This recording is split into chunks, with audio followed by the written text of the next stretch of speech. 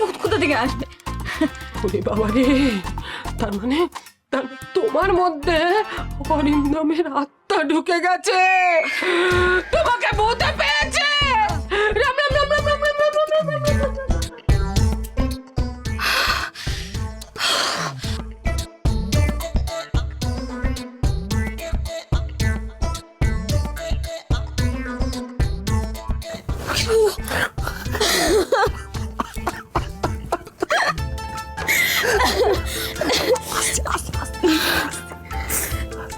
আমি কি করতে গেছি? ফিকের ফিকের বয়স্ক মানুষটাকে এভাবে ভয় দেখালে তুমি? বেকার বেকার। আচ্ছা, এইরকম যারা কুসংস্কারগ্রস্ত হয় না, তাদের প্রতি আমার কোনো সিম্প্যাথি নেই। যা করা হয়েছে ঠিক করা। বসো বসো বসো বসো। এখন আর যা ভয় পেয়েছে না, শিগগিরই এদিকে আসবে না। আরে খুব খিদে পেয়েছে, এক সেকেন্ড। ব্যাগটা রাখো না। ইয়েস, দেখি দেখি দেখি দেখি।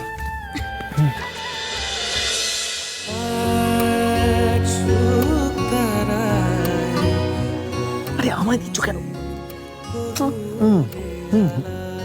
খিদেটা কার পেয়েছে? তোমার তো। জল। খুব জল তেষ্টা পেয়েছে।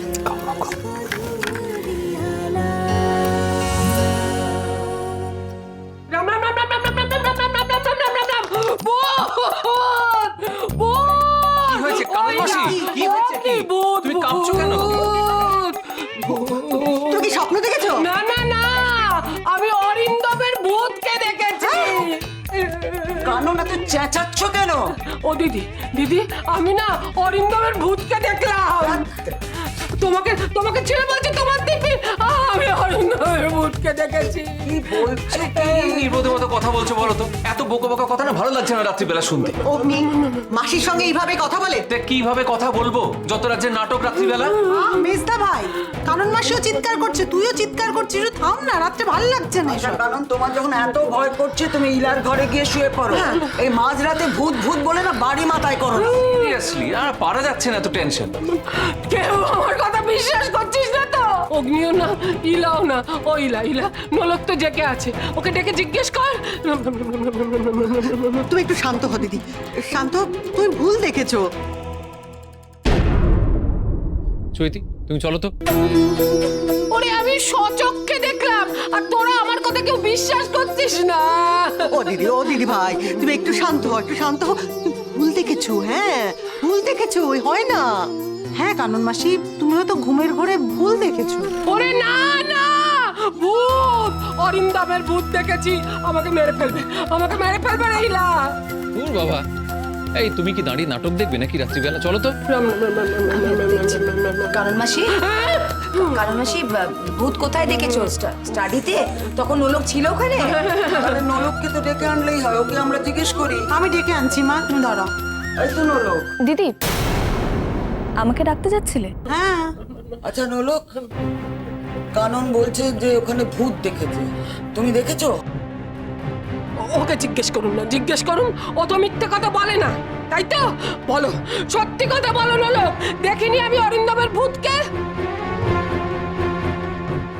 নোলক, নোলক আমাকে একটু বলো তো কি হয়েছে? আসলে এই তোমার মরা বরের দিব্যি, সত্যি কথা বলো। দোহাই কানন মাসি তোমাকে। দেখো, আমার স্বামী এখনো বেঁচে আছে, অতএব তুমি এইভাবে বলবে না, বলতে পারো না। ব্যাস, আবার সেই পুরনো ড্রামা শুরু হয়ে গেল। প্লিজ চুপ করো না প্লিজ। নোলক বলছে তো, কিছু বলতে চাইছে, ওকে বলতে দাও। আমাকে থামাচ্ছ? আর এক্ষুনি তো মাসিকে আমরা বকাবকি করছিলাম। কি আজগুবি গল্প বলছে, সেগুলো আমরা সবাই শুনছি দাঁড়িয়ে। আজগুবি নয় দাদা, আজগুবি নয়। আমি যা বলছি একদম ঠিক কথা বলছি। ঠিক আছে, আজ আজ এত বিপদ থাকার সত্ত্বেও আমি আমার কথা প্রমাণ করব। তাতে তুমি খুশি হবে তো? কি প্রমাণ করবে তুমি? কি প্রমাণ করবে? বড়দা ভাই বেঁচে আছে? উকিল বাবু,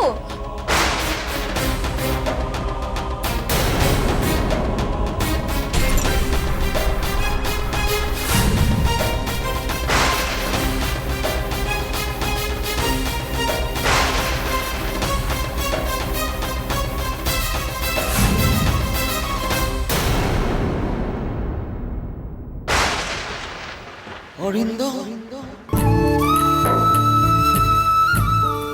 বর্ধমাই তুই সত্যি? হ্যাঁ অনু, আমাদের বর্ধমাই বেঁচে আছে। নোলক, তার মানে তুমি সেদিনকে সফল হয়েছিলে? I can believe this. বর্দা ভাই বেঁচে আছে? নলক, তোমাকে আমি অবিশ্বাস করছিলাম, ভুল বুঝেছিলাম, কিন্তু সত্যি তুমি বাড়ির বড় ছেলেকে ফিরিয়ে আনলে। তার মানে ভূত না, সত্যি সত্যি আমার বর্দা ভাই, কারণ সেটা আমার বর্দা ভাই।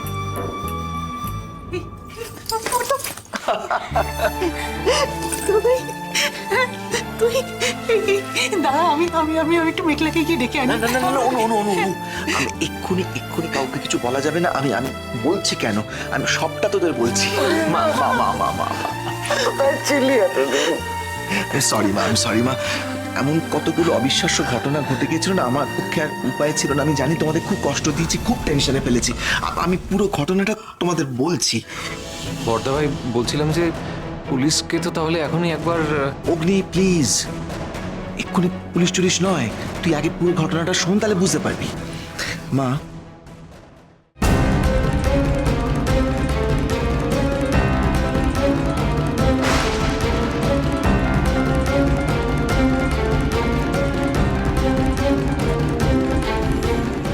ইস, কোটি টাকার নিউজ বেচতে পারবো না। এবার তোমরা সবাই বুঝতে পেরেছো তো ওর কত কত বড় বিপদ। এক্ষুনি কাউকে জানানো যাবে না যে অরিন্দম রায় বেঁচে আছে। আর ও এক্ষুনি বাড়িতে আসতে পারছে না। ও কিছুদিন গ্রামের ওখানেই থাকবে, গ্রামের বাড়িতে থাকবে। যখন সুবিধা হবে তখন বাড়িতে আসবে। গ্রামে থাকবে? সেখানটা সেফ? খুব যে সেফ তা হয়তো নয় মা, কিন্তু এটুকু বলতে পারি কলকাতায় থাকার থেকে বেশি সেফ। আর তাছাড়া আরো একটা কথা আমার বলতেও খারাপ লাগছে, যে পুরো ঘটনাটা ঘটে গেছে না, এর পেছনে যারা আছে তো তারা তো আছেই, কিন্তু আমার বিশ্বাস আমাদের এই পরিবারে খুব ঘনিষ্ঠ একজন আছে।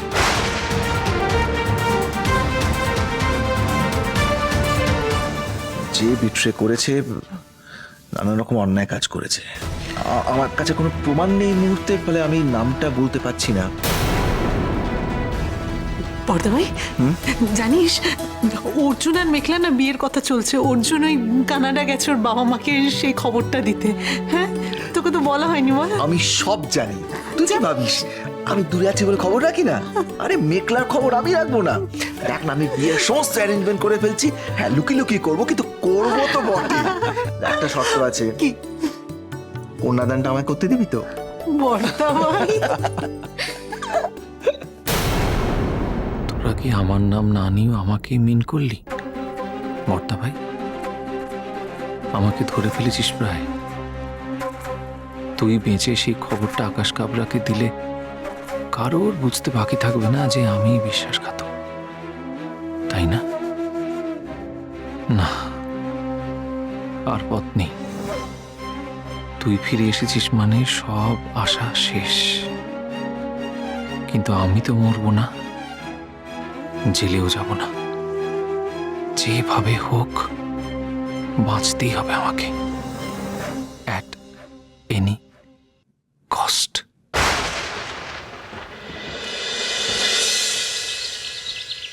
তাহলে মাছের মাথা দিয়ে মুগ ডাল, তাই তো অনু? হ্যাঁ। আর পাঁঠার মাংস ভাই মামার জন্য তো করতেই হবে, মাস্ট। সেই আমরা সবাই জানি বর্দা ভাই ফেভারিট হচ্ছে পাঁঠার মাংস, কিন্তু সঙ্গে একটা বাচ্চা আসছে, তার কি ফেভারিট? শোনো না, আমি জেনেছি উকিলবাবু এতদিন তো গ্রামে ছিল, উকিলবাবু পোস্তর বড়া খেতে শিখেছে। টিয়ার খুব পছন্দের। আচ্ছা, সে না হয় ঠিক আছে, ওটা পছন্দের, কিন্তু মাছ আর মাংসের মধ্যে কোনটা খেতে ভালোবাসে সেটা তো জানতে হবে। চিকেন খুব পছন্দ করে। মাম্মা, আমার চিকেন পছন্দ।